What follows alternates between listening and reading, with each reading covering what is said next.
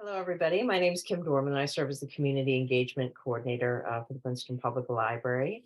I'm happy to welcome you here tonight for this workshop that I'm very excited about. I can say that as we were exploring ways that we might celebrate AAPI month, we spoke with a variety of people, including members of E Pluribus Unum Project, and all of them were so enthusiastically recommending the speaker that we have here tonight from the New York Historical Society, Marianne De Padua. And I can tell you that when I had the opportunity to meet with her, I was just as excited as everybody in E Pluribus Unum because she is so engaging and thoughtful and offers a really wonderful presentation. Aside from my personal testimonial, I can say that Marianne De Padua is the Assistant Manager of Professional Learning at the New York Historical Society. She oversees private professional development partnerships and custom learning workshops for K through 12 teachers and education-focused groups. Her most recent work includes contributing to the launch of the WAMS Ambassadors, a national teacher training program centered on U.S. women's history. She graduated with honors from Rutgers, New Brunswick, with a degree in journalism and media studies. Please join me in welcoming Marianne. Thank you so much for that kind welcome, Kim. It's been so wonderful to work with you and putting this workshop together. Just want to say hello to everybody, especially Seema and Connie for recommending me to as a speaker for the Princeton community this evening. And happy AAPI Heritage Month, everybody. So this workshop today, Amplifying Asian American and Pacific Islander History, is going to be for an hour with resources on API history with a focus on API women's stories. So I hope you're all excited because I personally really love these resources and it's meant to be a very interactive session. So please feel free to ask questions, to write how you're feeling about these resources, and then we'll go from there. And this is the museum that I work for, the New York Historical Society. Feel free to add in the chat or if you want to do a thumbs up. Have any of you ever been to the New York Historical Society? Kim has, awesome.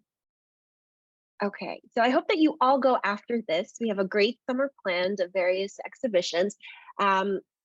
But this museum is across from the Natural History Museum in Manhattan.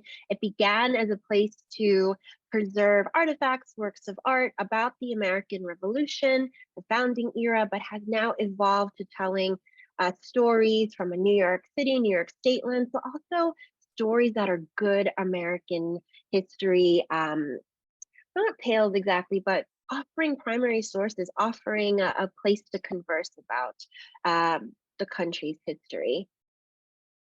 I also want to take a moment for all of us to listen to the Homelands and Heritages acknowledgement. This does recognize that the New York Historical Society acknowledges the enduring relationships that existed and continue today between Indigenous peoples and their unceded lands, recognizes and respects Indigenous sovereignties, and supports Indigenous practitioners in the conservation of their traditional homelands and the preservation of their diverse cultures. I invite all of you to take a look at Native Land Digital to learn more about the land that you are on, that the library is on. You can access this site through the QR code on the screen, through the website, and then in a moment I will offer up another way to fully engage with the resources I'm sharing. As standard practice for all of our workshops, I'm going to ask all of us to just take a moment to review the group norms on the screen, and then we will go from there. So I'll read these aloud. Treat all participants with respect, take turns speaking and listening, approach new content with an open mind, ask clarifying and open-ended questions, and suspend status. Everyone is an equal partner in a mutual quest to learn. Can we as a community agree to remember and center ourselves in these group norms?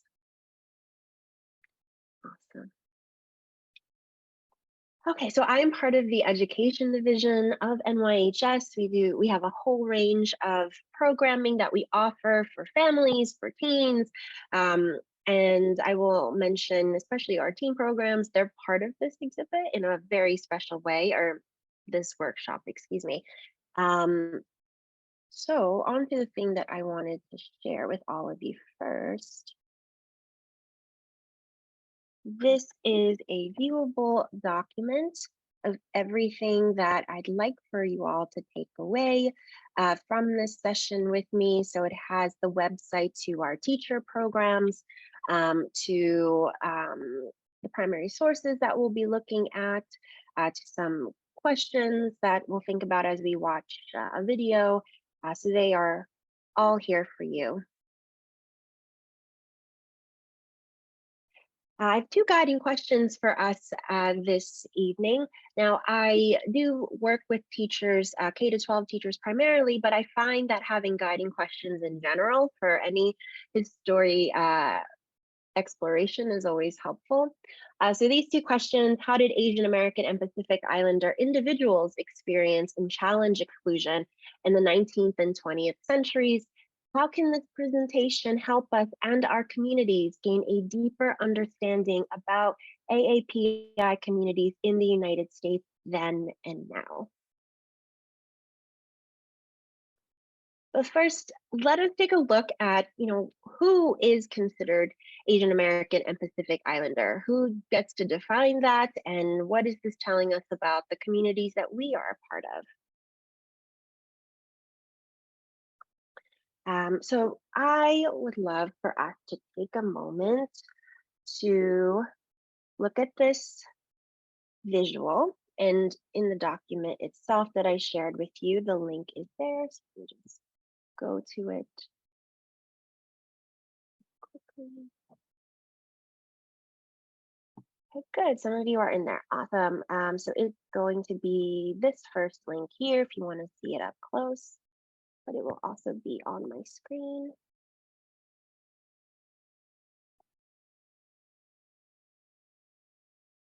I want to make sure that I stay true to my word. So I want to give you 30 seconds to have a look.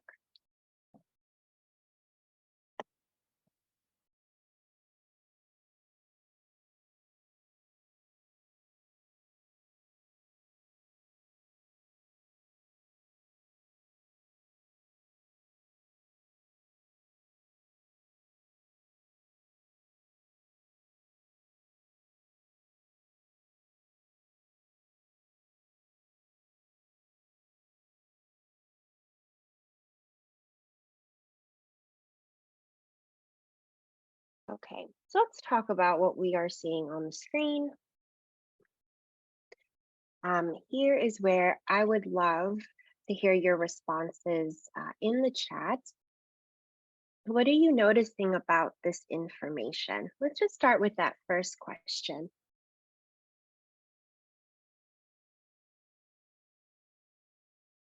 What's one thing that you see? It's another way to think of this question.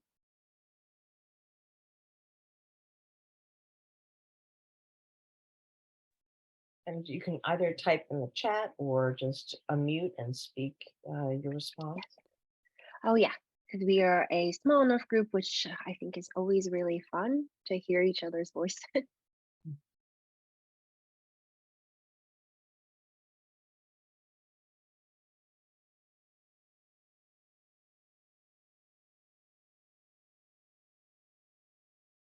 I'd like to jump in here. I would say that the bar graphs show that the AAPI community is very diverse. Yeah, absolutely. There's so many of us here as well, and this is from the 2010 census data. So we will take a look at some of the 2020 data in a moment, but already we're seeing API is not a monolith at all. Very diverse. Thanks, Tima. Anything else that stands out to y'all? And Kim, feel free to also respond to what you're noticing. I guess I would just, somebody's written, each of the diverse Asians are being proudly accounted for and recognized and acknowledged. Yeah. Oh, that's such an interesting observation. I love that. I don't think I've heard that yet. Um, I would also, recognize that this means people are filling out the census because we have these numbers, right? That they are claiming this title and really showing up to represent their communities. Also, I want to recognize, there's always a margin of error in this kind of data collection. So there could be more um, than what we are noticing here. This is great. Do you have any questions about this record? Or does anything really surprise you about what you are seeing? All right, can you speak at all about, I know that a lot of thought goes into how the census chooses to make listings. Mhm. Is there anything you can say to that? Because in one sense, it's a very diverse list, but I almost Yeah. expected to have a lot more. Yeah. I was actually looking at the 2020 record, and I noticed that the categories have expanded. So there's more than what we are seeing, which is an interesting conversation of just how data is kind of presented to us as a people and how it's digestible.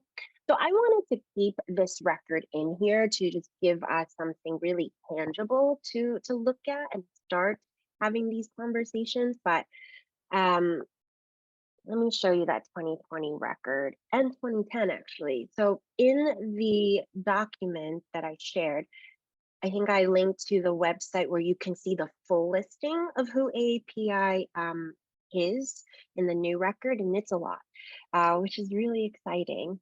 But looking at this record, which was actually presented last year during AAPI month, what new things are you learning about the community?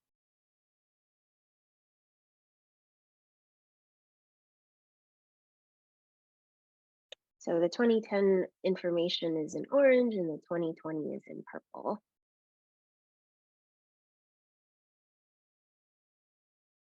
It's bigger. What was that? It's increased. Yeah. The AAPI community is growing. It really is. And this is on trend with what was predicted in 2010, that those in the AAPI community are one of the fastest growing populations in the United States. So how does this reflect the community that you are a part of, whether it's school community or neighborhood?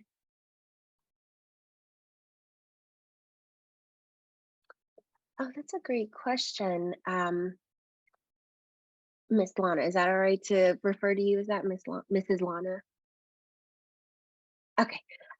What is most important for the Asian population for being census? Is it for education, religion, and/or agriculture?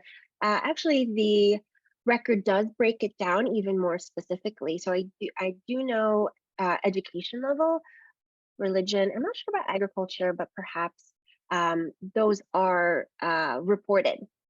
So I would say I think all of them are important. Just depends on what you are trying to learn about the community specifically. Yeah, how does this speak to the community that you're part of?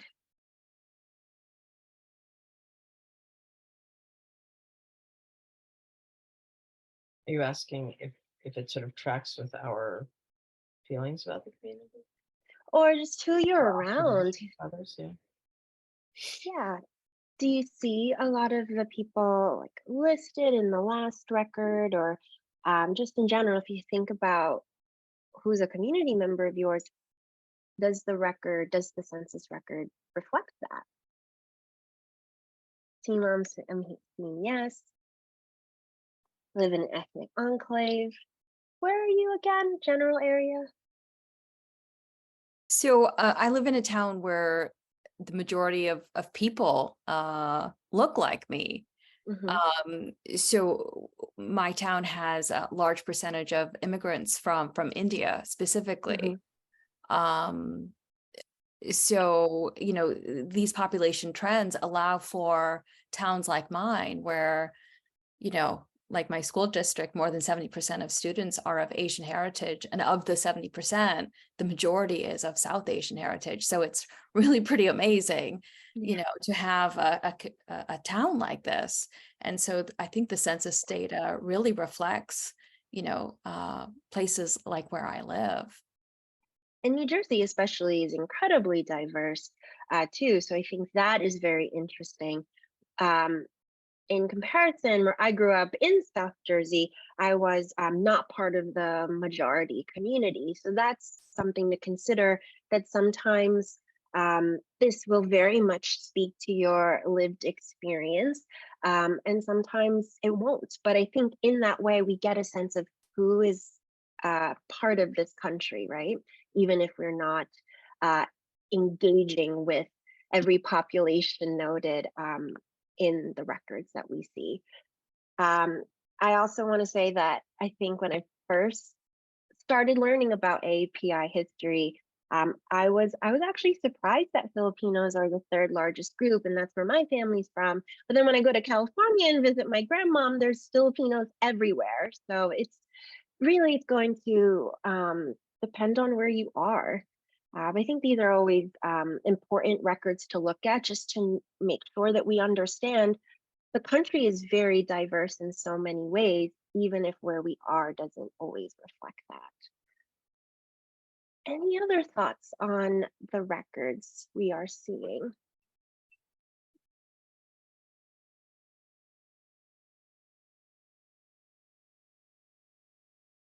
All right, so I hope that you get to explore this on your own. There's also a whole visual site page by the US Census that I did not realize. So if you want to look at API data, if you want to look at how many people in the country root for a certain sports team, that's all there. Data is fascinating.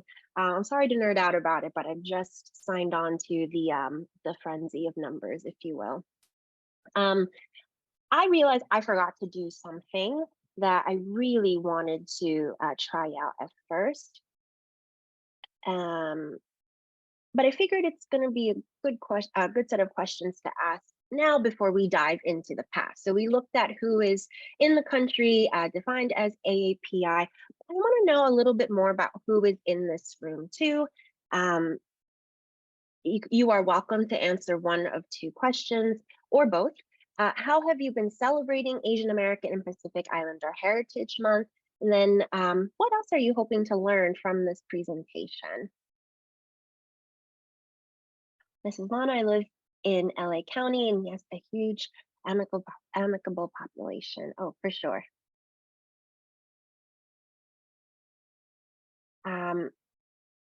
For me, I've been celebrating API Heritage Month by leading these workshops, virtual and in person, making sure I take time to be present with my community. So I went to Philippines Fest on Sunday in Brooklyn with my friends, and then we ate a lot of food, not just Filipino food, but food from everywhere. My friends found a turkey leg, so we were all very, very happy. Anyone else want to chime in?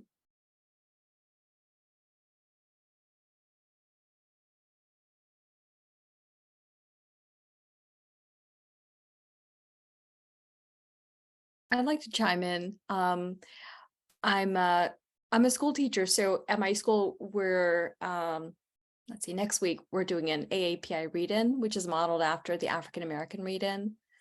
So it's a way of lifting up Asian American writers. Oh, that's great. Thanks, Seema. Thank you, Seema. Janie says, I'm attending events such as this one and diversifying my reading selection. Love that. I always find that is such a way to access different stories by attending events like these, and just being open to whatever event happens to roll in on your Instagram feed, for example. So I'm happy that I'm in a position to share these resources and narratives with all of you. Well, I can Okay. say the library has been hosting a number of programs. We have one more next week, and our staff created a resource guide and Janie Great. reading lists that you can find for anyone who's interested. I'll pop that in the Love that. chat box. Thank you. Okay, so let's go back to the past and have this foundational understanding of why we're seeing this record of AAPI communities and the fact that it has evolved and of course wasn't always like this in the past. I've been thinking this past month, and I've read a bunch of articles to prepare for my workshops, to really understand American immigration. We have to look at its relationship with Asian America, AAPI America. So in so many ways, defining AAPI began with excluding Asian communities. So that is my preface for this. What happened? Okay. How many of you are familiar with the Chinese Exclusion Act of 1882? Okay, so Seema, Kim. Okay, so I always like to ask because I never want to assume that this history has been taught to us. Janie, you said you have as well. So our first resource, I want us to take a look at an excerpt from that act itself. And this is a way that we've broken up the legal jargon for our students, primarily high school, but I find that it's also helpful for me to navigate this kind of language. Would anyone like to read this for us?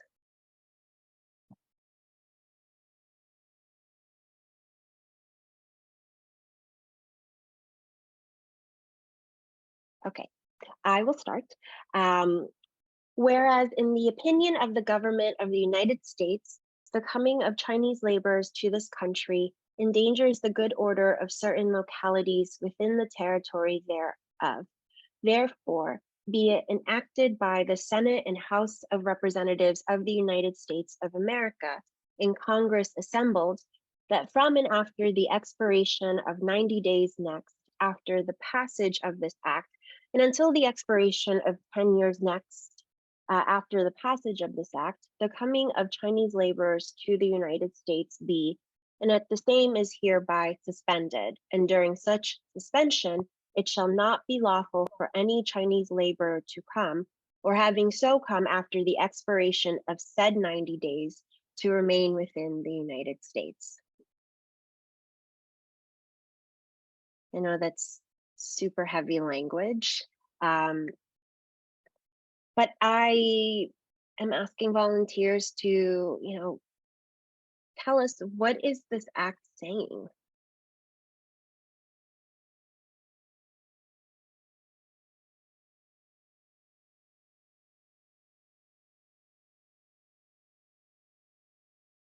I can start, and then other folks can add on, but I've never actually read the Chinese Exclusion Act or even an excerpt from it, so this is really interesting.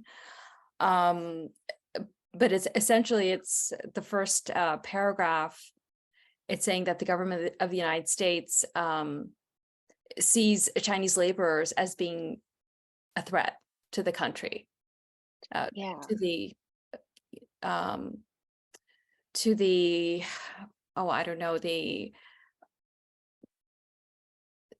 good order. I know I'm paraphrasing, but the good order. No, the good order of the country. Yeah, I've worked with this, the history of this law for a while now, but reading it out loud and saying good order, I'm like, oh, that's how they phrased it in 1882. Very interesting. Thank you, Seema.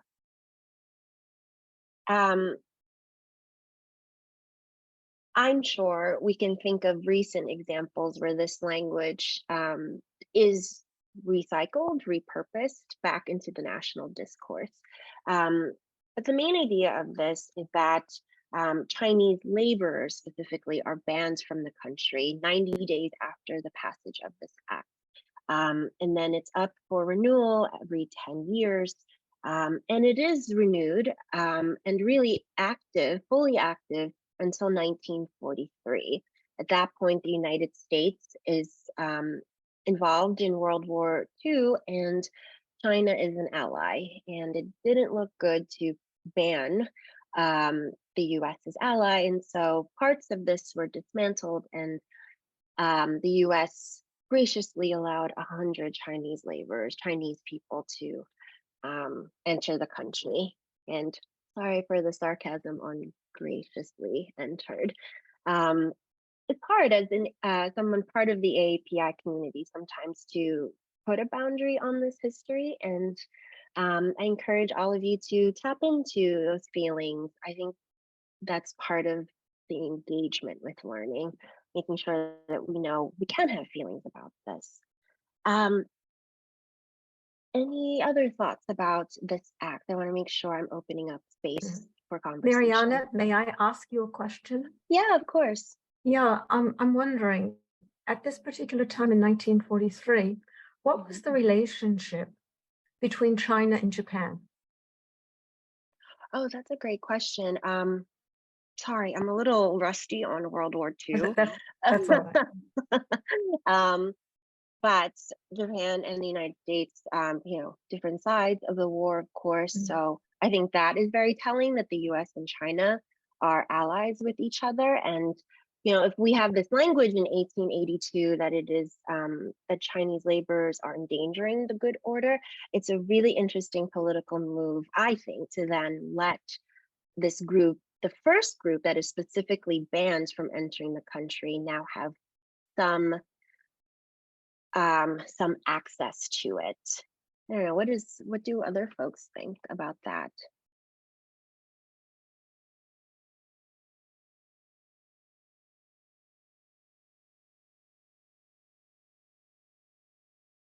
Or even just the law itself.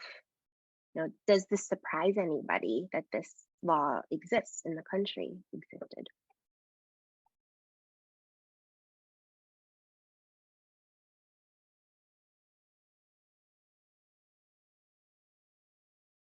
Do you think that the British helped at all because of, I'm thinking of obviously because of the difference between mainland China and Hong Kong in 1943? Yeah, so, well, that's interesting, right? In the 1880s, we have this time where there is a lot of colonization happening as well. But to that point of, distinct relationships, I want to come back to the Chinese Exclusion Act and make sure that we understand Chinese laborers are being banned from entering the country and remaining in the country. So let me just move this forward to the impact of the Exclusion Act. And I think we do see patterns with this when Britain is also very much in the colonizing arena in this time period when the US becomes an imperialist power. What are the patterns? Do you assert power as a nation by exclusion? It's something I think about all the time. Christina, I'm not surprised because the US had a long history of excluding new and unfamiliar immigrant groups. Yeah, and then this law is the first law that will formalize the immigration system that has since become incredibly evolved and complicated even today. So this is really the beginning of that understanding. So the Chinese Exclusion Act was passed in May of 1882. Chinese laborers had 90 days to leave. Again, it was the first time the United States explicitly restricted immigration from a specific nation. There were class exemptions, though. There were officials, diplomats, scholars, teachers, students, merchants, and tourists were able to stay, but those who gained entry were denied citizenship and the right to vote. And Chinese laborers were barred from bringing wives to the United States. Okay, so that is one really big moment for Chinese communities in the United States, for those back in China who had hopes of starting here, making their economic ways and also reuniting with families. You have to think back, the gold rush had happened in the 1840s, so there were communities already rooting here, and then having to endure exclusion. So this is another case that I want to bring up. United States versus Wong Kim Arc in 1898. Has anyone heard of this law before?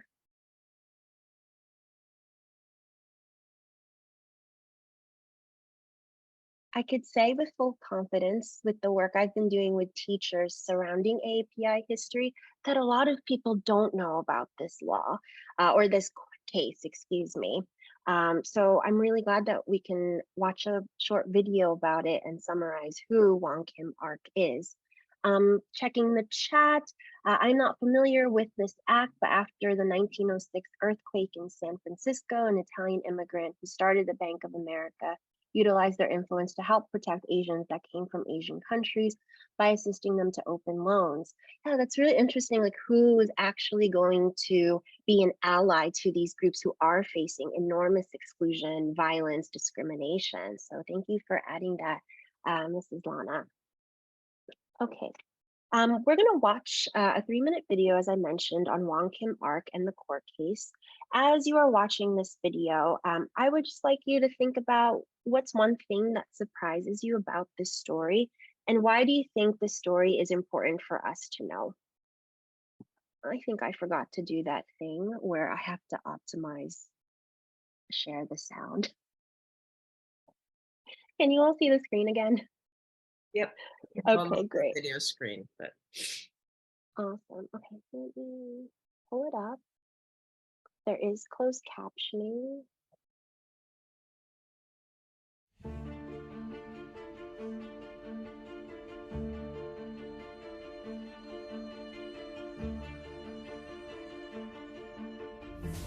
The 14th Amendment to the Constitution established that any person born in the U.S. was automatically a United States citizen. But it took the courage and determination of one man, Wong Kim Arc, to ensure it was applied to all people, regardless of their race or ethnicity. Born to Chinese immigrant parents in the early 1870s, Wong grew up in California at a time of economic depression, unemployment, and unrest. It was a period of growing anti-Chinese sentiment in the United States, when many Americans feared that an influx of Chinese immigrants threatened their jobs and livelihoods. In 1882, the U.S. government passed the Chinese Exclusion Act, halting nearly all Chinese immigration. Existing Chinese communities lived under state and local laws that limited their job opportunities and faced the constant threat of violence from those who wanted to intimidate them into leaving the country. As a U.S. citizen by birth, Wong should have enjoyed the freedoms that citizenship afforded, including the right to travel internationally. In 1890, he took his first trip to China, where he married a Chinese woman and started a family. He returned without incident. But when Wong returned from a second visit in 1895, a U.S. customs agent detained him. The agent believed Wong could not be a United States citizen because of his race and the fact that his parents were immigrants. Held on a steamship in San Francisco Bay, Wong enlisted the help of the Chinese Benevolent Association and took his case to court. 5 months later, a judge ruled that Wong was, in fact, a U.S. citizen and had been wrongfully detained. But the U.S. government challenged the decision, arguing that all people of Chinese descent were permanently under the jurisdiction of the Chinese government. In 1898, the Supreme Court rejected the government's claim, confirming that any person born in the U.S. was entitled to citizenship regardless of their race or the status of their parents. It was a landmark decision, yet Wong continued to face discrimination in his everyday life. He was forced to carry ID papers at all times to prove he was an American citizen. He also struggled to bring his sons to the U.S., which was his right as a citizen. But his landmark court case was an important first step in asserting the rights of U.S. citizenship for people of all races. How did the United States versus Wong Kim Arc reshape what it means to be an American?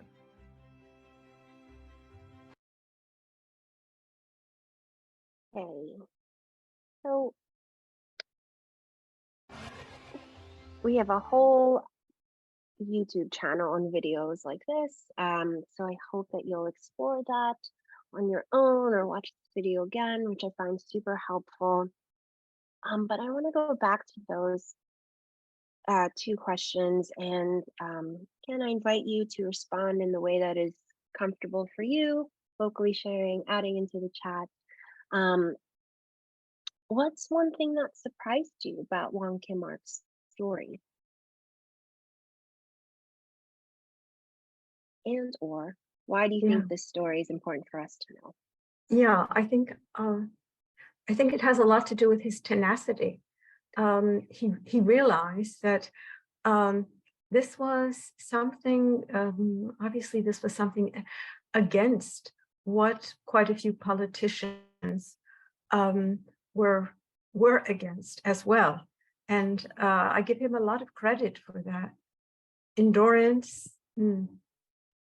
as well. Thank you so much, Victoria. Absolutely. I mean, he endured so much from the beginning to the end of this process as well. I think it is a very brave thing to challenge an entire legal system that is that has been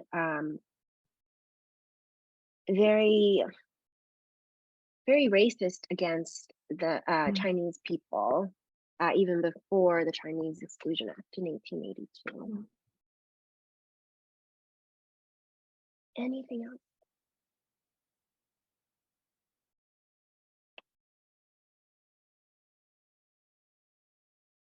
With such a landmark case, it's surprising, that affects so many people's lives. I think it's surprising that this isn't a better known fact. I was surprised too, but I have to remember that museums have so many resources available too. So this is something that is certainly in conversation. And I love that events like these bring it into a much wider sphere of knowing. I think during the last presidential administration, I do know this was heavily talked about. In the museum, I was formerly a part of the Tenement Museum, which is an immigration museum in Lower Manhattan.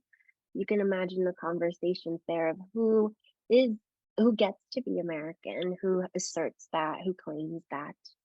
And Wong Kim Arc was really set that precedent for birthright citizenship. Is there anything else about the importance of the story or something that really connected with you?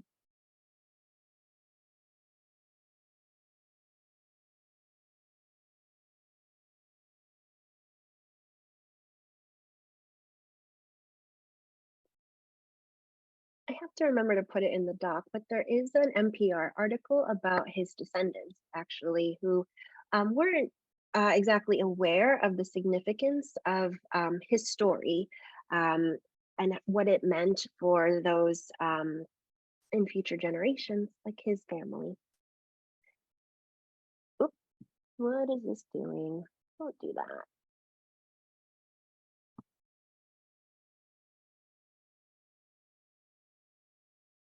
Okay. So I want to properly source where this video came from and to share with you that the museum I'm a part of has been creating these really amazing free curriculum guides, not just for teachers, but also any folks that are interested in history. So our Composite Nation, Frederick Douglass America, he gave a speech and toured all around, even went to places in New Jersey, speaking about his vision for America and its rebuilding of democracy after the Civil War, so Reconstruction period. I think for the purposes here, I chose this because Frederick Douglass fully supported the inclusion of Chinese immigrants and went as far to say, which was very controversial, that Chinese immigrants are good for America and America is good for immigrants as well. So I encourage you to look at this, especially because it uses history to teach civics, and it's just really good scholarship and very much keeping in mind teachers and students and making it accessible. So now I want us to dive into stories of real AAPI women in different time periods. But before I share with you the stories that I chose, I wanted to ask all of you to just think for a moment. When you think of Asian American and Pacific Islander women in history, who comes to mind? Where did you learn about her?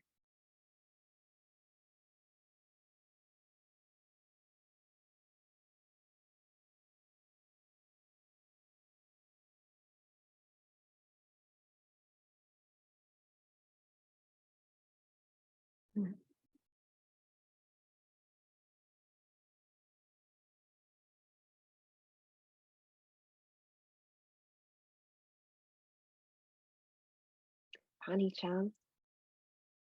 Actually, I don't know if you read that article, Janie, about a whole generation of Asian girls who were named Connie after her. I thought that was so fascinating. She was also the first journalist an Asian woman journalist that I had heard of. And so that was really inspiring.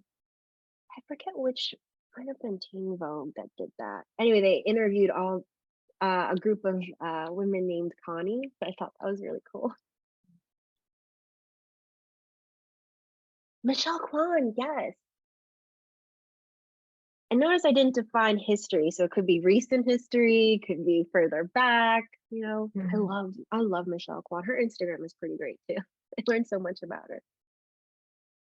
I'm trying to think too. Kamala Harris, absolutely.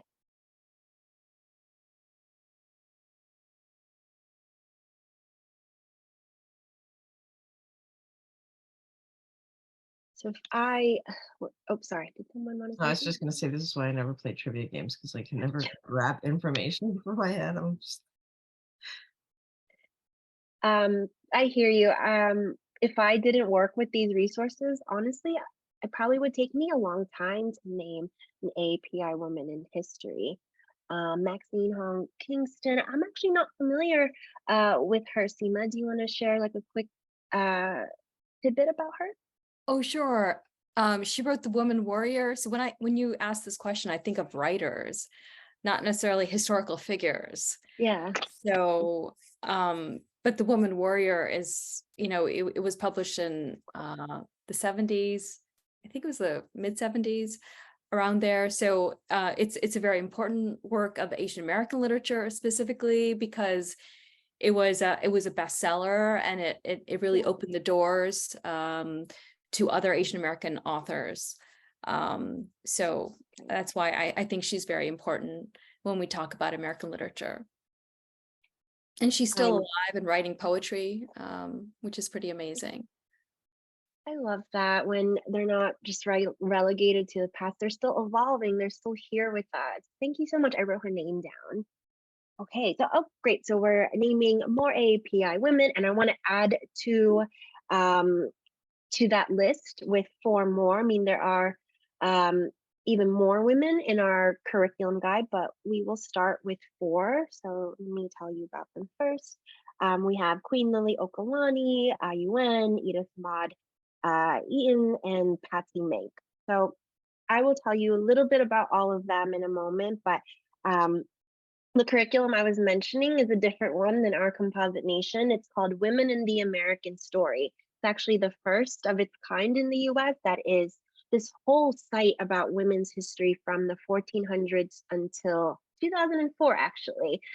So in different time periods, you will get stories of diverse women, speeches of women that you probably know about, women that are no longer discussed, but are now being put back into the historic narrative. And that statistic that you see, that only 13% of historical figures in textbooks are women, is actually the result of a national survey about the social studies standards in the country. So there isn't a national one, but this is saying that only 13% of US figures, historical figures, are women, mostly discussed in the suffrage era and also in the domestic sphere. But WAMS has proven that women have operated all levels of US history, from the 1400s to 2000s, only because that is where the US History Survey in schools really bookends the history.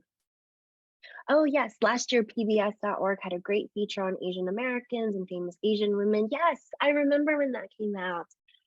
Thanks for adding that too. Okay, so we have some time, and all the links to the stories are available in that document, and I will share them again in the chat. But the women here that I've chosen: Queen Liliuokalani, lived 1838 to 1917, monarch, composer, and advocate. Hers is the story as the last ruler of the Kingdom of Hawaii who fought for her people during the American takeover of her country. We have Yuen, 1850 to 1939. She was called China Mary in Evanston, Wyoming. Her story is that of a Chinese immigrant and settler. So when we talk about westward expansion, pioneers, her story is also included in there. And there's so much mystery to her story, but she is such a fascinating woman, and she was able to really survive a lot of tumultuous moments in Chinese American history. And then Edith Mod Eaton, also known as Suen Sin Fa, 1865 to 1914. So I think you'd really like her. She's a writer, and her work is still available today. It's actually been republished. So she is of mixed race. So she's half Chinese, half British, who used her talent as a writer to raise awareness about the unfair treatment of Chinese Americans in the era of exclusion. And she would actually publish stories in both newspapers, or in newspapers that mostly served a predominantly white American audience, to humanize the stories of Chinese immigrants and Chinese Americans and the ramifications of the Exclusion Act. And then Patsy Mink, Congresswoman and equal rights supporter. She's actually the first woman of color to serve in Congress. She served for 12 terms, Japanese American.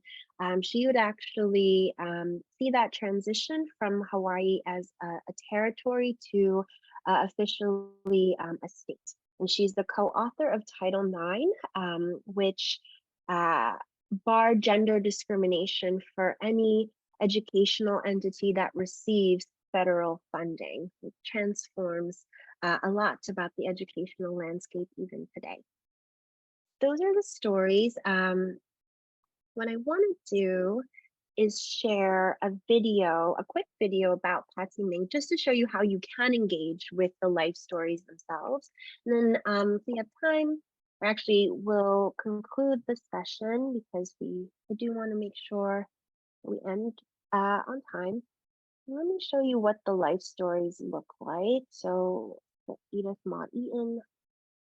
So for all of our resources, we have these really wonderful images. We got the rights to them. They're from different institutions across the country. It's really a collaborative effort. So you can download. Here she is, Edith Mod Eaton. We also have a video of her that our team leaders made. So these are videos made by teams, for teens and teachers. They work with historians, they write the script, they actually work with this company in Australia that makes these animations.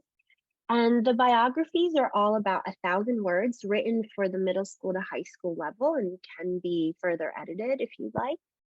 And they're also just great reads, I think, even if you're not a teacher. There's so much to learn. If we're able to, we add, a quote, we define vocabulary, we have discussion questions, and then it is a conversation across curriculum units. So we have suggested activities. I actually wrote a lesson for 4th graders using her story too, about the Chinese Exclusion Act. So how do you explain that act to an elementary school student? I did my best to give you all some tips to do so. And yeah, let us look at that video of Patsy Mink.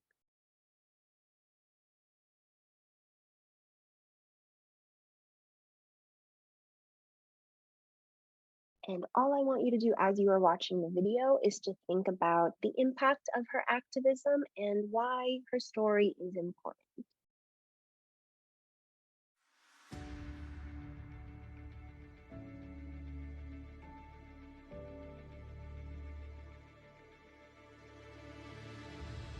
Did you know that since 1972, girls' participation in high school sports has increased by more than 1,000%? The reason? Title IX and the tireless work of civil rights advocate Patsy Mink. Born in Hawaii in 1927, a third-generation Japanese American, Patsy grew up at a time where many immigrant families were discriminated against simply because of their race.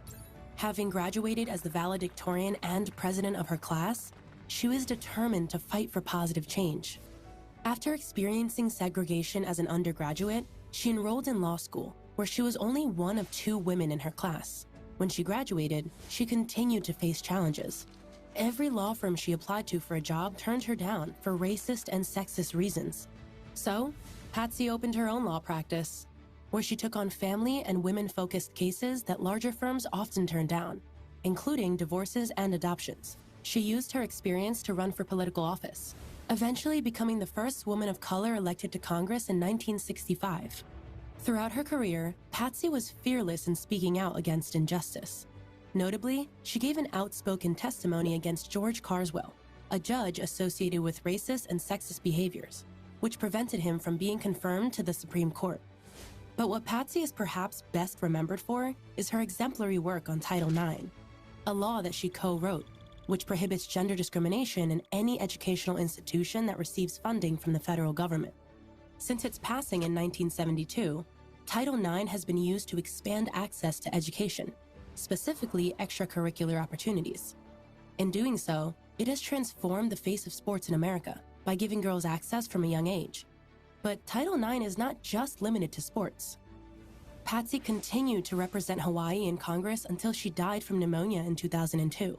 Title IX was subsequently renamed the Patsy T. Mink Equal Opportunity in Education Act by Congress. What barriers do we want to see our elected representatives tackle today?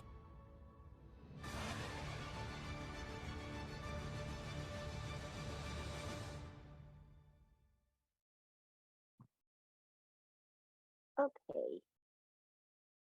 We have a whole library on these type of videos too.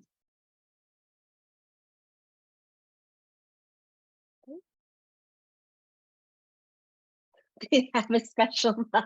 I do get so I love Patsy Mink so much that one of my best friends made this mug for me for my birthday of my favorite WAMS women. So Patsy Mink is right at the front. She's so inspiring to me. So thank you for mentioning that. I was going to as well. So aside from my personal feelings on Patsy Mink, I wanted to share with you, someone who was one of one in Congress and government for a good amount of time. And I wanted to open it up to y'all. What was the impact of her activism? Why is her story important?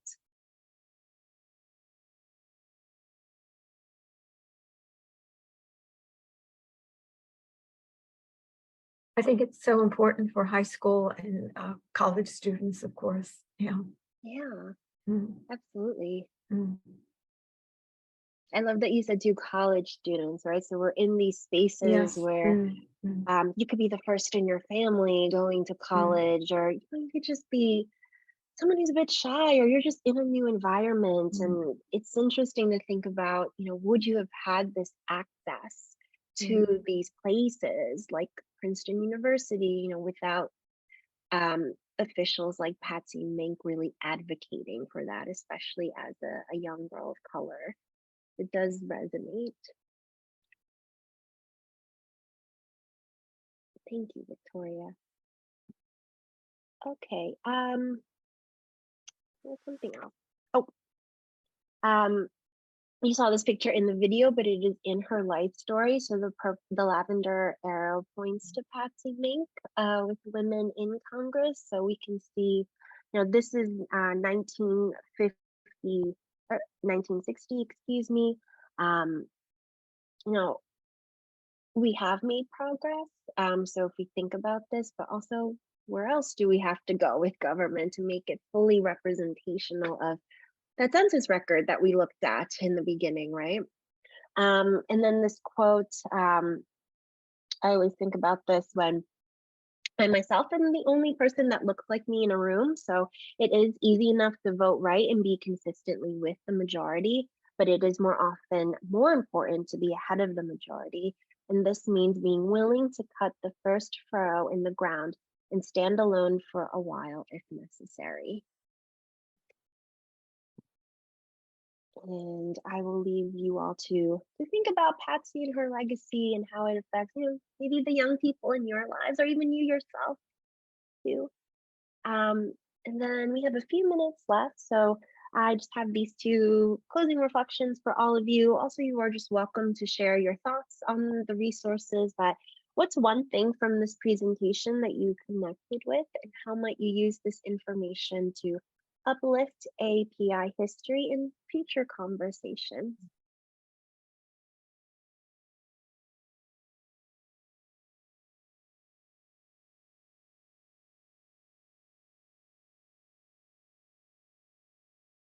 What was the name of the reporter? Sinfar, or I can't remember.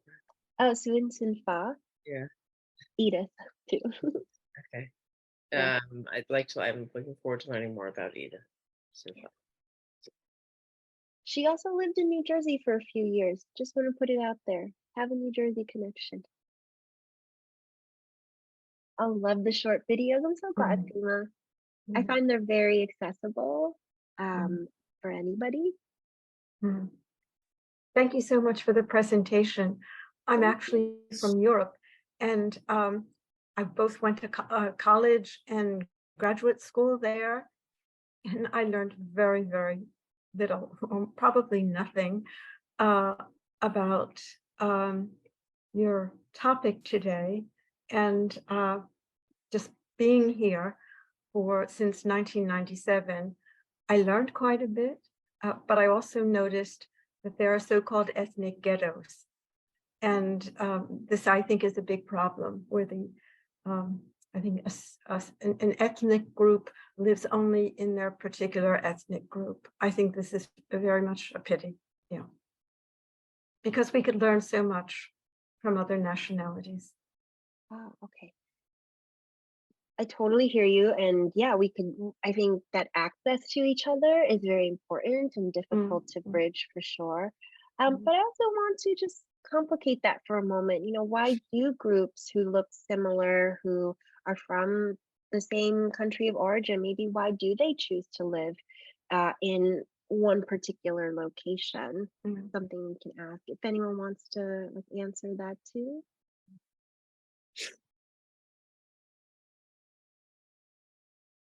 I'm not sure if it's simply individual choice.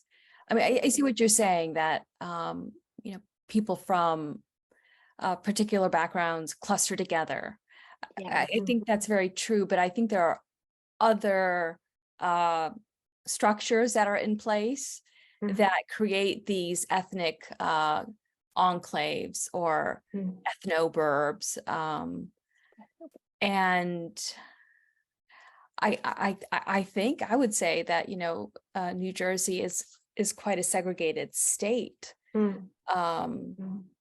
and we see it in our schools, and I don't know what the solution is, but it's I think surprising that we're still talking about segregation, and we're using the word segregation and segregated.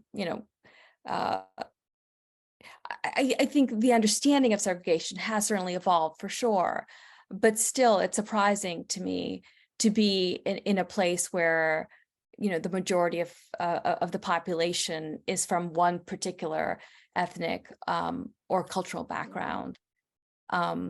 It seems to me that there are other structures that are allowing for this.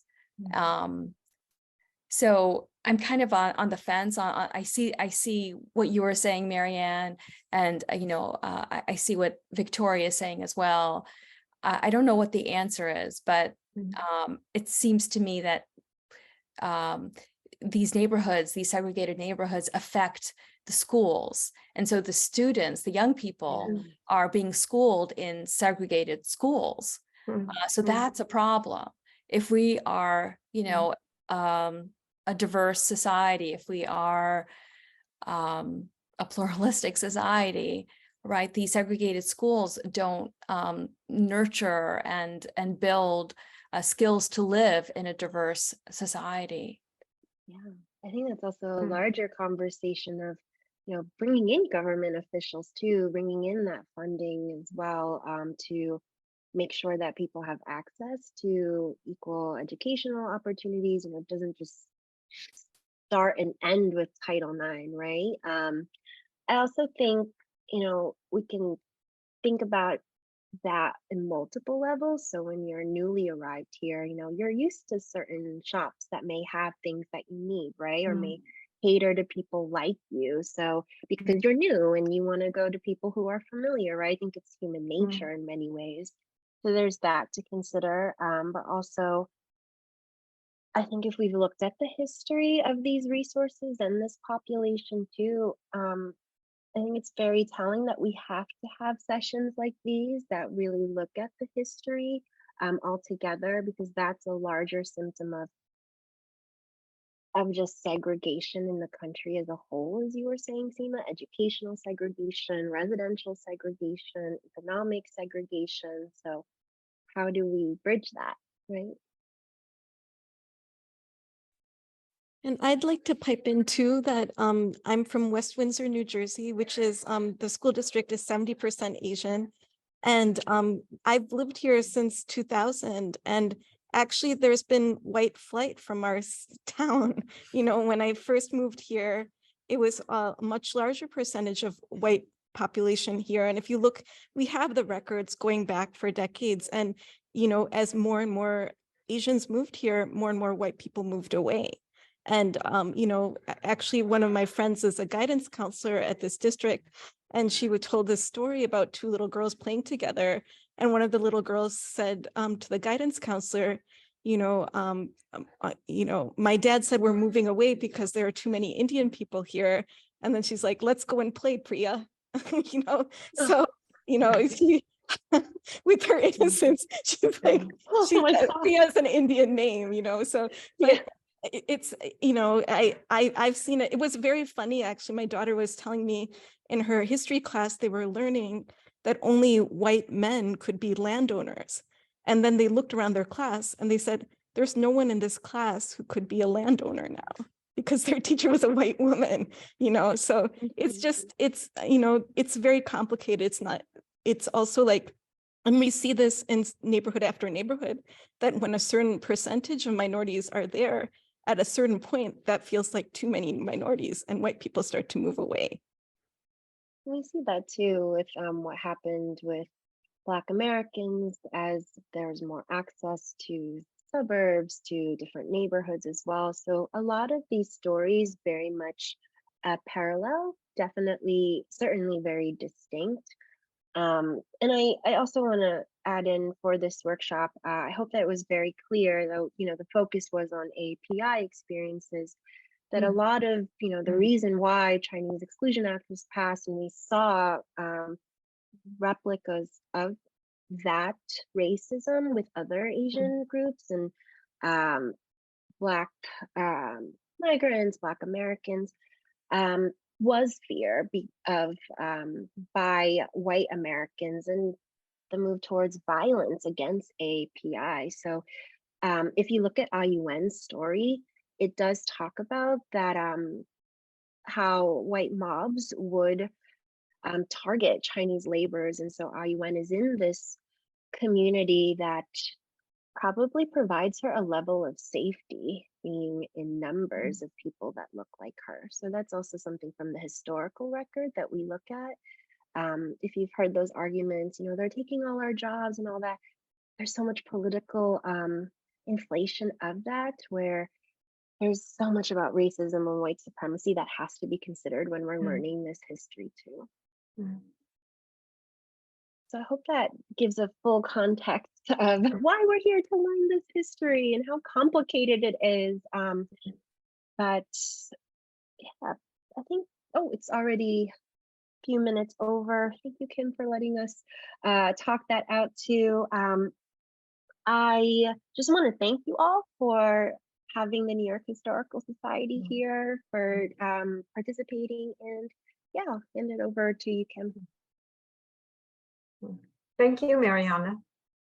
It's very much appreciated. Thanks so much, Marianne. And also I wanted to say that Marianne has shared that we can, I will send out the link to the registrants Oh, for yeah. the links in this presentation. Thank you. Oh, and I will update this with my with a PDF of my slides, and then in the document there is an evaluation form if you just want to provide feedback on how this workshop was. I'm always looking for ways to make this better, so this is what the link looks like in the document. But thank you so much. Great. Thank you so much. Have a wonderful Okay. evening, Thank everybody. you. Thank you, Marianne. It was wonderful. Thank you.